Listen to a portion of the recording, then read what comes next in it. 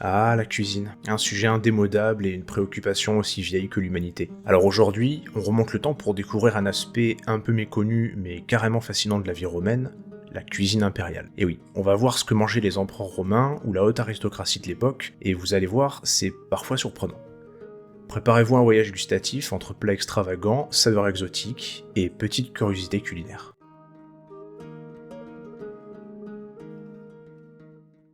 Imaginez-vous à la table d'Auguste, de Néron ou même d'Adrien. Alors qu'est-ce qu'on mange? Les empereurs romains étaient de véritables gourmets, mais alors attention, gourmets version XXL. Il n'y a pas de burger au menu, mais des banquets démesurés avec des spécialités venues des quatre coins de l'Empire. Alors quels sont leurs plats préférés? On est loin du quotidien du citoyen lambda. Les empereurs raffolaient des produits de luxe comme les huîtres, le foie gras, eh oui, déjà à l'époque, et les langues de flamant rose. Eh oui, des flamants roses.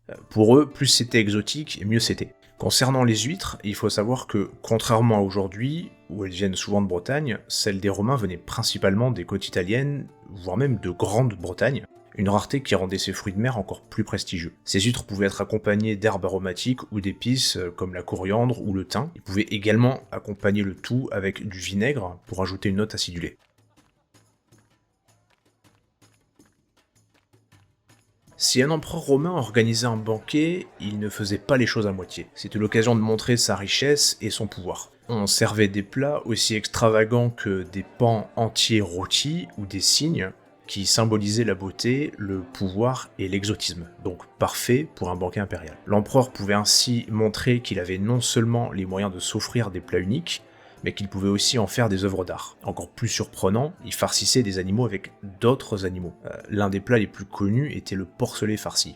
Alors, imaginez un cochon rôti entier, mais à l'intérieur, surprise, on trouve des oiseaux, du poisson, des œufs et même des saucisses. Cette technique permettait de présenter des saveurs et des textures variées dans un même plat. Alors ça a l'air un peu hardcore présenté comme ça, mais finalement c'était un peu comme une version antique de la dinde farcie ou une sorte de turducken de l'Antiquité. La haute aristocratie romaine était aussi obsédée par la rareté des ingrédients. Ils voulaient des mets que personne d'autre n'avait. Mais ils ne mangeaient pas que des spécialités rares, ils savouraient aussi des légumes et des fruits, mais alors attention, pas n'importe lesquels. Ils raffolaient des asperges, des figues ou des grenades en particulier, souvent cuisinées avec soin. Même les salades prenaient une allure royale, assaisonnées avec des sauces parfumées à base de miel, de vinaigre et d'épices. En bref, il fallait sortir le grand jeu, même pour des plats pourtant basiques. Des empereurs tels que Tibère avaient également un faible pour les truffes. Les Romains considéraient ces champignons comme un cadeau des dieux.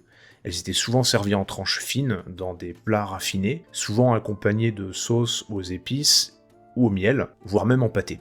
Et oui, les Romains étaient du genre à aimer mélanger des saveurs sucrées et salées.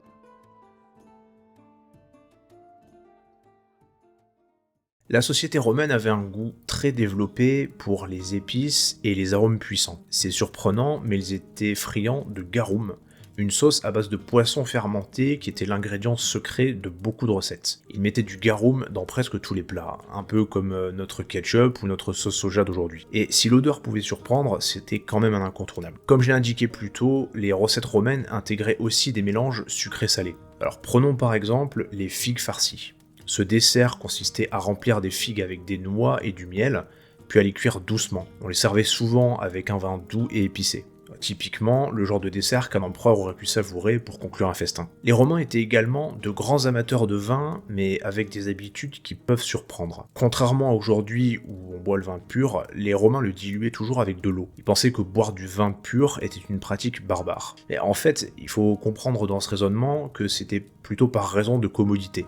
En fait, le vin de l'époque était très fort et risquait de provoquer une ivresse rapide. Donc mélanger le vin avec de l'eau permettait de le rendre plus léger et ainsi de boire plus longtemps lors des banquets sans perdre son contrôle ni sa dignité devant les convives, car comme on peut s'en douter, l'inverse pouvait être mal vu dans un contexte social de haut rang. Il faut aussi savoir que ce n'était pas juste du vin ordinaire, les Romains aimaient expérimenter en ajoutant des herbes, des épices et du miel, pour créer des vins aromatisés. Ils avaient même un vin spécial appelé Mulsum, un vin au miel très populaire lors des grands banquets. Alors, concernant la recette de ce vin, il existe aujourd'hui de reproductions modernes qui permettent d'en avoir un aperçu et d'imaginer comment ils étaient dégustés à l'époque. Pour accompagner le vin, ils servaient souvent des petits encas appelés gustatio, des olives, des œufs durs et des petits pains aux herbes. C'était une façon de préparer le palais avant les plats les plus copieux.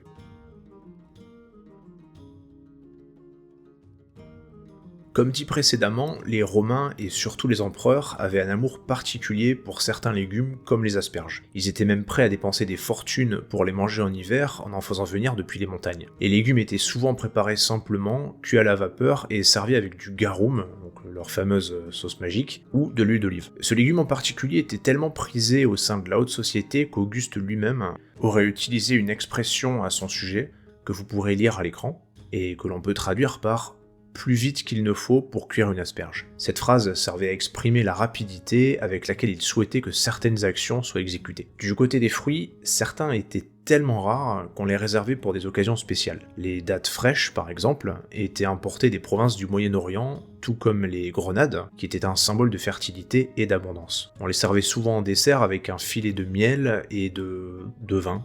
Et oui, encore le vin. Les Romains adoraient également les pastèques et les raisins, souvent séchés en raisins secs pour être dégustés plus tard. Ces fruits frais étaient des mets précieux qui montraient la richesse de celui qui les servait. Voilà, donc j'espère que la vidéo vous a plu. Alors n'hésitez pas à me dire en commentaire si ça vous a donné l'appétit. Bon, je vous conseille pas forcément les langues de flamant rose ni les cochons farcis aux oiseaux, hein. Mais la prochaine fois que vous mangez une asperge ou des huîtres, pensez à Auguste ou à Néron, ça vous fera une petite pensée pour la romantique. En tout cas, merci d'avoir regardé cette vidéo. Si elle vous a plu, pensez à liker et à vous abonner pour d'autres voyages dans le temps. Et puis moi, je vous dis à très vite pour notre prochain plongeon dans l'histoire.